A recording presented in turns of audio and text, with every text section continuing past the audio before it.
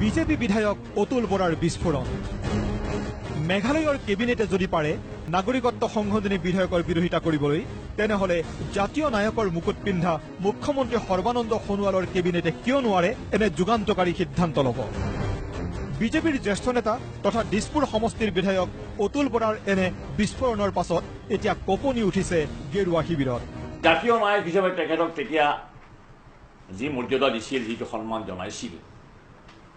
আৰু তেখেত আজি অসমৰ মুখ্যমন্ত্ৰী এগৰাকী মুখ্যমন্ত্ৰীয়ে যেহেতু এটা সিদ্ধান্ত লৈ পেলাই এটা উদাহৰণ দেখুৱাইছে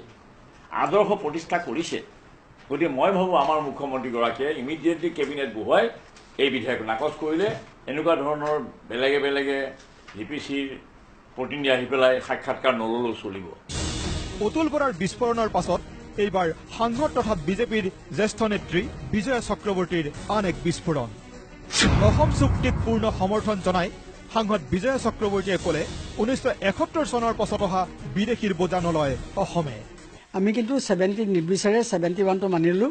আৰু 71লৈকে যিসকল আহিছে হিন্দু মুছলমান শিখ সকলোকে আমি গ্ৰহণ কৰিলোঁ এইবুলি এইটো নুবুজায় যে বাংলাদেশৰ পৰা যিখিনি 71ৰ পাছত আহিব সেইখিনি গোটেইখিনি অসমে বহন কৰিব সেইটো কথা হোৱা নাই ইফালে ৰাজ্যিক বিজেপিৰ মুখপাত্ৰ ৰূপম গোস্বামীয়ে বিধায়ক অতুল বৰাৰ মন্তব্য ব্যক্তিগত বুলি অভিহিত কৰিছে অতুল বৰাৰ বিষয়টো দলীয় মঞ্চত আলোচিত হ'ব বুলিও ক'লে ৰাজ্যিক বিজেপিৰ মুখপাত্ৰগৰাকীয়ে এইটো তেখেতৰ ব্যক্তিগত মতামত ইয়াৰ বিষয়ে দলত আলোচনা কৰিব আৰু আমাৰ সভাপতি আপোনালোকক জনাব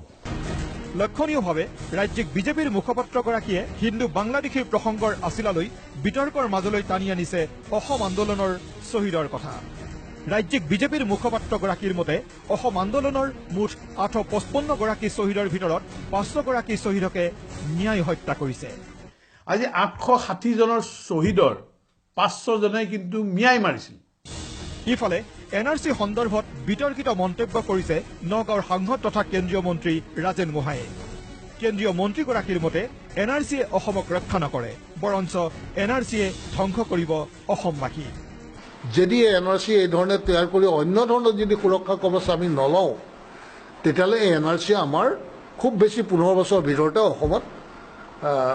বাংলাদেশী অৰিজিনৰ মানুহ চিফ মিনিষ্টাৰ হ'ব